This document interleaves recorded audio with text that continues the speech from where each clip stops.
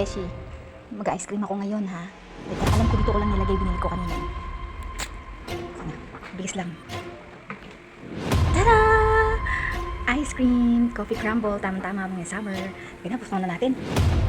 Buksan na natin. Pag-ice cream. Oh! Ano nangyari? Ano nangyari sa ice cream ko, Jessie? Hindi ko alam. Sino nangilam nito? Jade! Oo! Sino nangilam ng ice cream ko? Mali ko ito. Doon ko lang ginawa.